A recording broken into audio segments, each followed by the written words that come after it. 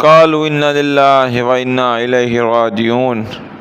18 جیٹھ، 10 محرم، جمعے کا دن اور 61 ہجری۔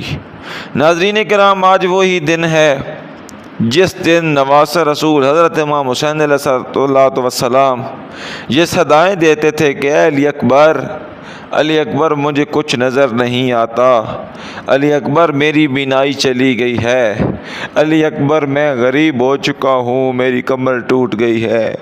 بہت ہی دکھ بھرے ایام، اور آج کا دن وہی دن ہے جب آل رسول پر بہت بڑا ظلم کیا گیا۔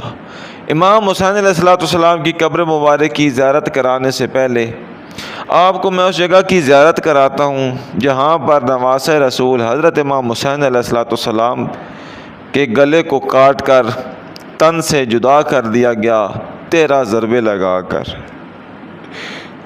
یقین جانے میرے پاس الفاظ نہیں ہے کہ میں کس طرح سے یہ واقعات آپ کے سامنے بیان کروں، لیکن کوشش کرتا ہوں کیونکہ ہماری یہ خدمت بہت اولین ترجیح ہے۔ ضرور بتاتے ہیں آپ کو۔ یہ جو سامنے آپ ایک جگہ دیکھ رہے ہیں جہاں پر ریڈ لائٹ اور یہ زری جو بنی ہوئی ہے، ناظرین کرام، یہ وہ جگہ ہے جہاں پر نواسہ رسول حضرت امام حسین علیہ السلام کو 13 ضربے مار کر شہید کر دیا گیا۔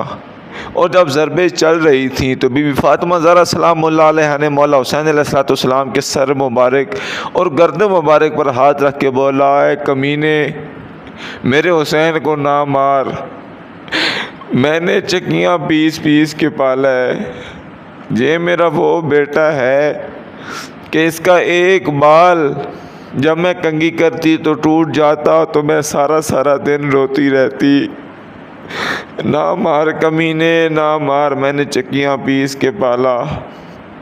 اللہ اکبر۔